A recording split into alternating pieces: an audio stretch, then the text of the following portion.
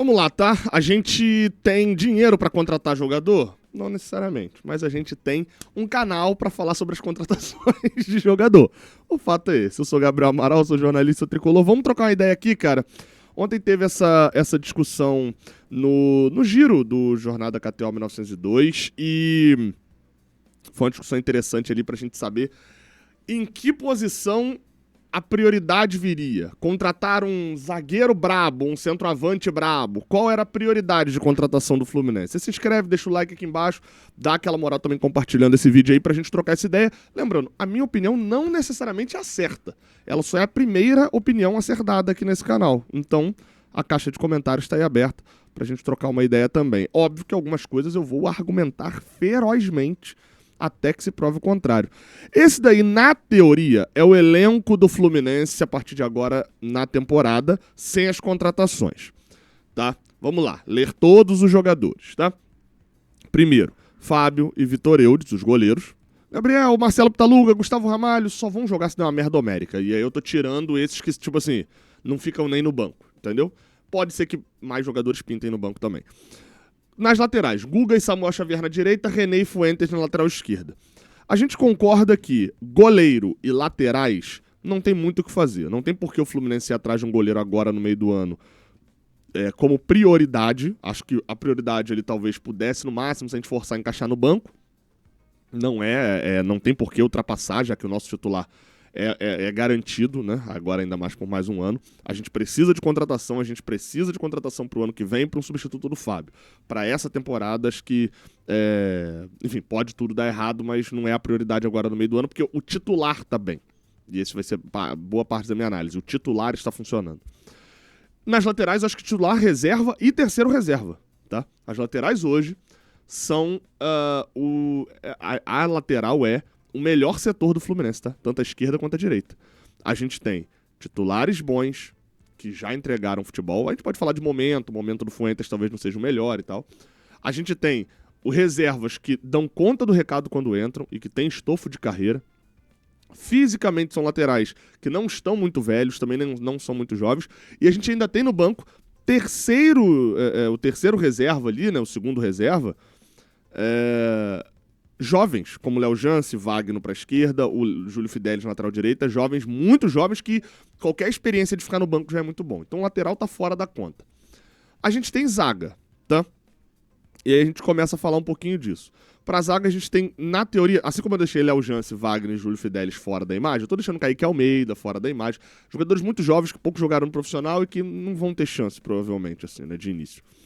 Então a gente tem Thiago Santos, Freitas e Manuel, Thiago Silva e Ignacio. Hoje os titulares são Thiago Silva e Freitas. A gente tem Thiago Santos, Manuel e Ignacio na zaga. A gente precisa de um zagueiro titular. Acho que aqui é fato e depois a gente vai discutir o ranqueamento. Eu acho que a gente não precisa inundar o nosso time. A gente necessitaria dar uma reformadazinha, né? Thiago Santos, talvez o prazo de validade já venceu. Manuel, o prazo de validade também, né? Já tá ali vencido. Freitas e Ignacio, pra mim, compõem elenco. O problema meu com eles é o preço que o Fluminense pagou na contratação deles. Então acho que isso tudo tem a sua lógica. Acho que a gente precisaria no mercado buscar um zagueiro que fosse titular do Fluminense. Chegasse com o status de titular. O problema é que o Ignacio chegou com esse status de titular. Eu dividi ali os volantes. Na teoria são 5 volantes, mas eu dividi 2 que com certeza tem pegada de camisa 5 e 3 que com certeza tem pegada um pouco mais adiante. Pode inverter, o Bernal pode ser um pouquinho mais 8, o Hércules já jogou de 5, o Martinelli jogou de 5, mas só fiz a subdivisão para mostrar aqui. O problema atual do Fluminense, com Bernal e Otávio, para mim não existe um problema de técnica de volantes do Fluminense. Óbvio, se o Fluminense pudesse ir ao mercado, buscar um 5 sei lá agora, buscar o camisa 5 da seleção brasileira, no United tirar o Casimiro. Eu não vou negar, esse é o ponto que eu tô falando. Porque qual que é o time que eu tô montando aqui? O time que vai brigar. Se o Palmeiras mandar muito bem no Brasileirão, não vai brigar pelo campeonato, mas vai ficar ali no G4. É um time pra estar entre o G6 do Brasileirão e brigar nas competições de mata-mata, ter recursos. É esse o time que eu tô pensando aqui. E Otávio e Bernal dão conta, você tem um mix ali de idade, de perfil de jogador, de tamanho, de altura. Só que o problema é que os dois estão lesionados. O Bernal deve voltar antes do Mundial, o Otávio deve ficar pelo menos até setembro, outubro. Muita gente falou, tá fora da temporada. Quando eu fui ver a lesão dele, assim, vi os outros voltavam normalmente uma distância ali de 7 meses, por aí. Então, é provável que ele volte ainda, mas talvez não no ritmo para essa temporada. Então, assim, Otávio e Bernal pro elenco estaria ok. Eu acho que a gente não precisaria contratar um 5. O problema é que a gente tem uma parte da temporada que os dois estão lesionados. E aí fica aquela dúvida. Um outro que estaria aqui e poderia cumprir essa função, mas que no início do ano não foi bem na chance que teve, não teve tantas chances. Seria o Wallace Davi. Poderia estar entrando aqui, mas é muito jovem e não foi testado o suficiente no Campeonato Carioca. Como eu falei, por baixo rendimento dele, mesmo quando teve a chance. Tem um jogo em Moça Bonita que ele faz uma graça, toma um esporro do Cauã Elias, o negócio não caiu muito bem ali de início, enfim. Então, a camisa 5 é uma contratação que para mim não é prioridade, porque o elenco não precisa desse jogador, mas o momento precisa.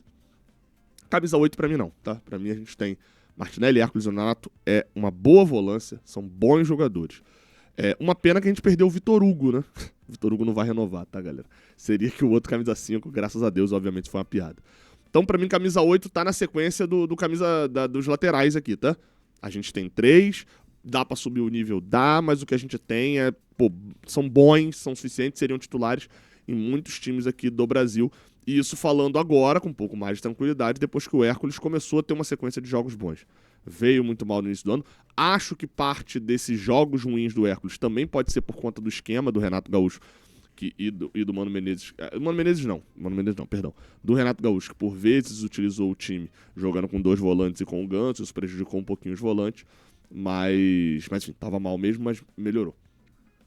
Então, camisa 8 aqui não veria necessidade. Aí a gente vai pro meio-campo, cara. A gente tem 4 meio-campistas que todos eles têm asterisco nesse momento. E eu, particularmente, vou me justificar depois, colocaria essa como prioridade do Fluminense no momento. Podendo estar errado, assim, com muita força. Mas vamos lá. Qual o melhor esquema do Fluminense hoje? Jogando com 3 volantes. Seja com Bernal, Martinelli e Hércules, Bernal, Nonato e Hércules, Bernal, Nonato e Martinelli, Hércules, Martinelli e Nonato, Hércules, Martinelli e Lima, Nonato, Hércules... Qualquer dessas combinações, jogando o Lima aqui um pouquinho, talvez mais pro meio termo, funcionou. Do meio pra frente, a gente tem ali, como opção desse criador de jogadas, e pra mim o Lima funcionou muito mais quando foi emular um volante do que quando foi emular um camisa 10, a gente tem um Isaac, que é um garoto muito jovem e que não tem atuações convincentes até agora. E que tem que continuar recebendo chance sem ser queimado. O que eu tô querendo dizer com isso? É que tem que continuar figurando nos relacionados, entrando em alguns jogos com um pouquinho mais de função para decidir o jogo, alguns jogos um pouquinho mais de função só de receber minutos, mas ele não pode virar titular e resolução dos problemas. Então, por isso que eu falei, ele tem que continuar recebendo chance sem ser muito cobrado. Óbvio, tem que ter rendimento, tem que ter desempenho. Até agora ainda não teve satisfatório, mas é o primeiro ano dele. Então, calma, não é esse o moleque que vai resolver a nossa vida, agora. A gente tem o Lescano que, cara, eu tô levando fé no Lescano. Só que acho que ele precisa desabrochar e a velocidade vai ser mais lenta. E tem um Ganso que a gente não sabe até onde o Ganso vai voltar nesse ano em relação ao nível dos anos anteriores. O Ganso teve problema de coração, que fez ele ficar 4 meses sem jogar futebol, né? 1 mês de férias, mais 3 sem jogar futebol, e isso fez o Ganso ter um problema físico. Técnico o Ganso não tem. Físico, ele ainda vai estar um pouco atrás da galera. Talvez na volta do Mundial iguale mais. Pode ser. Agora, o Ganso, tal qual o Fábio, tal qual o Germancano, que a gente vai falar depois, é aquele tipo de jogador, como o Keno também, que a gente fica olhando e falando, cara, esse é o último ano que rende, esse é o último ano que rende, enfim. O Ganso até agora não renovou o contrato dele com o Fluminense. Existe sim uma dúvida interna, tá, sobre rendimento e etc. do Ganso. Então, assim, olhando pra temporada, trazer um outro camisa 10 vai ser um negócio meio complicado. Não é um negócio que, né, um movimento que se fará muito. Mas pra mim, hoje, o que mais o time titular precisa é de um camisa 10. E aí você provavelmente tá batendo na mesa e falando, Gabriel, você é idiota, você é maluco. Sou idiota e maluco, mas talvez não nesse caso aqui. A gente vai falar dos pontas e dos atacantes. Tem 2 coisas, tá? O Fluminense já gastou uma bala nos pontas. Canóbio custou caro, Lavega custou dinheiro, Serna no meio do ano passado custou caro, e a gente ainda tem um Arias que custa caro no sentido de que a renovação dele foi tratada como uma contratação. O Arias teve um bom aumento salarial, então quando a gente vai para a prática, o Arias custou dinheiro também no início desse ano. Obviamente não custou nem um quinto do que ele merece receber, né, do que ele custaria se tivesse outro time, mas só para acrescentar isso. Paulo Baia veio recebendo salário, né, esse aí não entra muito na conta de custo. O Keno já estava e o Riquelme subiu da base, o custo também é muito baixo para o que entrega. Só que eu não vou chegar no meio do ano e falar bem assim, não, peraí. A gente gastou mal o dinheiro, então a gente não precisa contratar para ponta. Hoje a gente só tem confiança em um ponta nosso, que se chama John Arias. Dos 7 que estão aí listados, a gente só tem confiança no John Arias. E aí vou listar as desconfianças que a gente tem em cada um deles, tá? Riquelme, uma desconfiança de desempenho e principalmente desconfiança física. Riquelme é muito jovem, é filezinho de borboleta, não consegue dar 3, 4 piques seguidos, porque o nível de intensidade do futebol exige muito mais do que do profissional. Riquelme é craque com a bola no pé, já demonstrou isso, e vai precisar dessa sequência, mesma coisa do Isaac. Mas tem essa questão física e de adaptação, de subir para o profissional. Isso não é simples. Kevin Serna. O Serna, ele assim, a gente tem desconfiança técnica com o Serna. Se você deixa o Serna na cara do gol, você não sabe se ele vai fazer o gol, se ele vai chutar o chão, se ele vai tropeçar. Se o Serna recebe uma bola no meio de campo, você não sabe se ele vai dar 2 lençóis no cara, uma caneta, vai dar um tapa e dar uma assistência, ou se o Serna vai tentar dominar, a bola vai passar por baixo do pé dele, vai bater na bandeirinha de escanteio, na placa do quarto árbitro, vai quebrar a placa, o Serna vai torcer o tornozelo, etc. E no lance seguinte vai fazer um gol. A gente não tem confiança no Serna, na segurança talvez seja o melhor termo, de que o Serna vai render. Ele é um jogador meio termo, só que ele não é um meio termo sem graça. Ele é um meio termo exageradamente bom e ruim em alguns lances. Então não dá pra ter confiança real no Serna. O Lavega é o meio termo sem graça. Até agora o Lavega, as pouquíssimas chances que recebeu dos 2 treinadores que estiveram no comando do Fluminense, não demonstrou nada especial. Na verdade, um dos jogos recentes agora, acho que foi na altitude. Ele tem um erro específico ali muito bizarro, até inclusive, de escolha de jogadas. Então assim, quando passam 6 meses, aí desculpa, o treinador não tá sabotando o próprio trabalho, olhando o Lavega treinando bem pra cacete e não querendo colocar ele pra jogar. Provavelmente o rendimento dos treinos ainda não é a mesma coisa. É um moleque, veio jovem do Uruguai, mas não é pra essa temporada o olhar, não. O Keno a gente tem, cara, eu particularmente tenho a desconfiança física do Keno. E de interesse real mesmo, assim. E falo numa boa, tá? Eu não sei o quanto o Keno tá comprometido com o Fluminense nesse ano de cabeça. O Keno, ele foi titularíssimo em 23. A gente conseguiu essa informação, uma informação bem apurada, daquelas sólidas, com entrevistas de mais de uma pessoa dizendo em on, até na época, o presidente do Vitória falou em on, que o Keno foi oferecido ao Vitória. Então assim, o Keno queria sair do Fluminense. Chegou no momento que queria. Foi oferecido ao Atlético Paranaense, ao Cruzeiro, etc. E aí, nesse ano, o Keno tem problema físico. O Keno tá a 3 jogos fora por controle de carga. E aí, assim, se você precisa controlar a sua carga para não ficar de fora de 3 jogos seguidos, é um negócio complexo. E a gente tá falando de um Fluminense que inventou lesão pro Samuel Xavier trocar o cabelo. Ah, mas o Samuel Xavier deu entrevista falando que isso era tudo mentira. Que ele teve mesmo, ele teve uma lesão no joelho. Tá, então você vai buscar o comunicado da época, o Fluminense divulgando que ele tava com uma sobrecarga muscular e fazendo um reequilíbrio muscular. Né? Enfim, só tira as provas aí.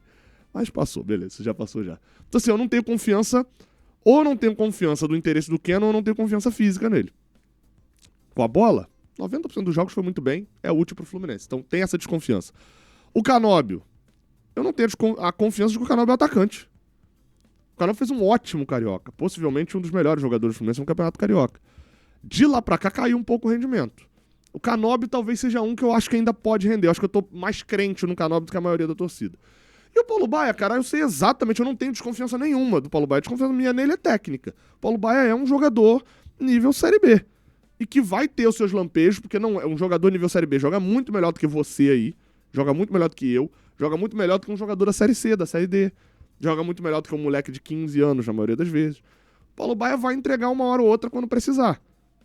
Mas não dá pra esperar muita coisa. Minha desconfiança com o Paulo Baia é técnica. Pode ajudar, tá ajudando. Show. Entrou bem no jogo contra o Juventude. Entrou bem no jogo contra o Vasco. A assistência não é uma assistência bobinha e tal, mas vai ter momentos que ele vai parecer um jogador muito inferior ao resto.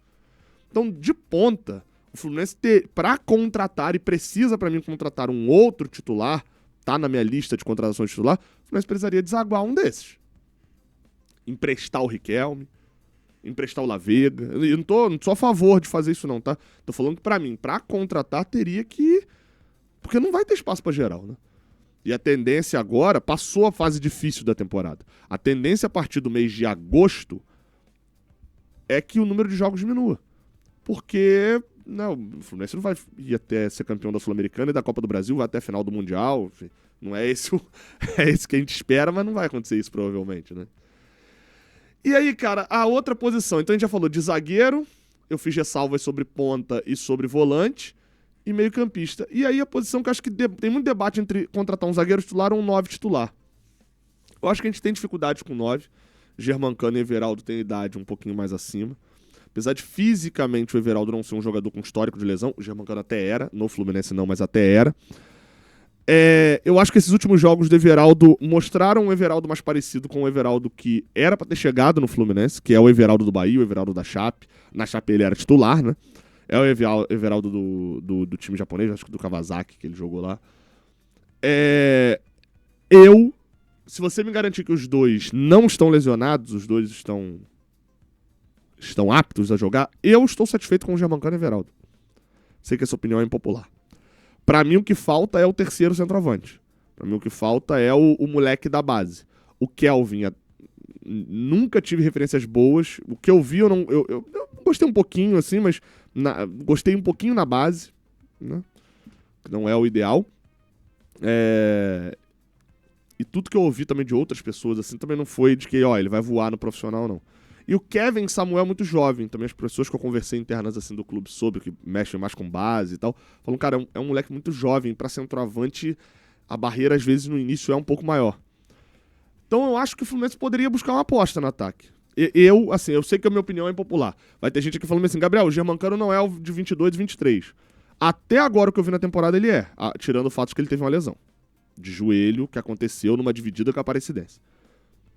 Mas assim, o número dele, os gols, e atacante vive de gols. Eu até dei esse exemplo de uma maneira meio ruim. Atacante, o salário fixo do atacante é gol.